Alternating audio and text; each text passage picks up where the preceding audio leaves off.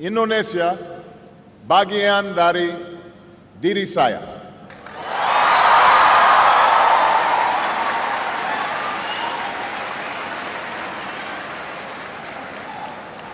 I first came to this country when my mother married an Indonesian named Lolo Sutoro.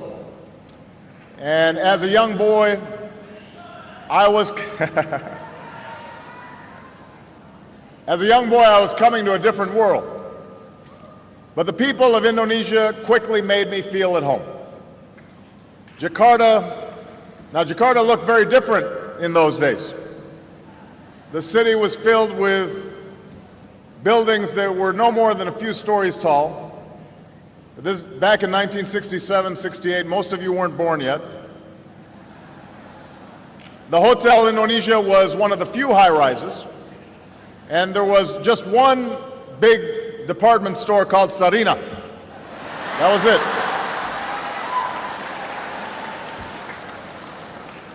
Becaks and Bemos, that's how you got around. They outnumbered automobiles in those days.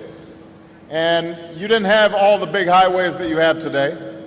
Most of them gave way to unpaved roads and the kampongs. So we moved to Menteng Dalam, where, hey, some folks from Menteng Dalam right here. And we lived in a small house. We had a mango tree out front.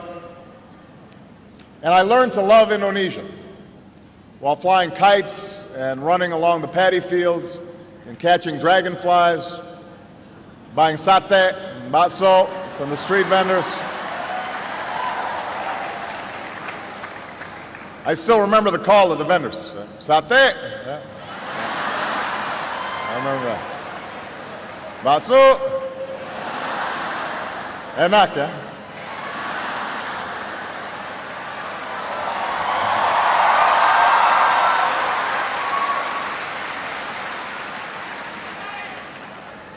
But most of all, I remember the people. The old men and women who welcomed us with smiles, and the children who made a foreign child feel like a neighbor and a friend, and the teachers who helped me learn about this country. Because Indonesia is made up of thousands of islands and hundreds of languages, and people from scores of regions and ethnic groups. My time here helped me appreciate the common humanity of all people. And while my stepfather, like most Indonesians, was raised a Muslim, he firmly believed that all religions were worthy of respect. And in this way,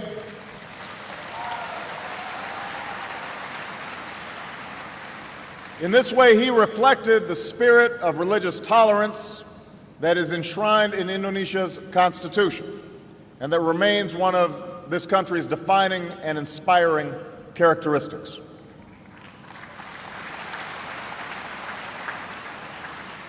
Now, I stayed here for 4 years, a time that helped shape my childhood, a time that saw the birth of my wonderful sister, Maya, a time that made such an impression on my mother that she kept returning to Indonesia over the next 20 years to live and to work and to travel and to pursue her passion of promoting opportunity in Indonesia's villages, especially opportunity for women and for girls. And I was so honored. I was so honored when President Yudhoyono last night at the state dinner presented an award on behalf of my mother, recognizing the work that she did. And she would have been so proud because my mother held Indonesia and its people very close to her heart for her entire life.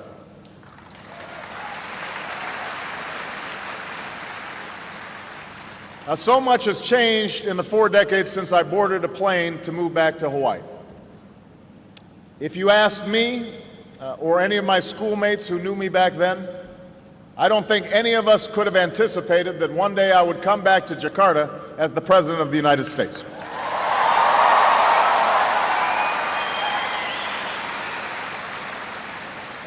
And few could have anticipated the remarkable story of Indonesia over these last 4 decades. The Jakarta that I once knew has grown into a teeming city of nearly 10 million, with skyscrapers that dwarf the Hotel Indonesia, and thriving centers of culture and of commerce.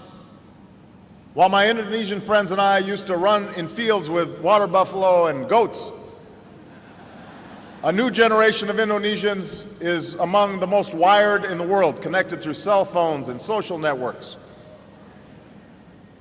And while Indonesia, as a young nation, focused inward, a growing Indonesia now plays a key role in the Asia-Pacific and in the global economy.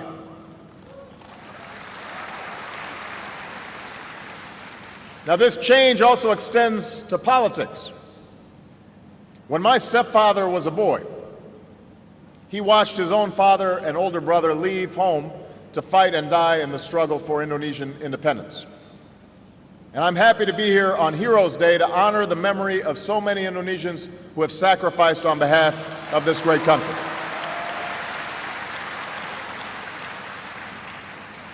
When I moved to Jakarta, it was 1967, and it was a time that had followed great suffering and conflict in parts of this country.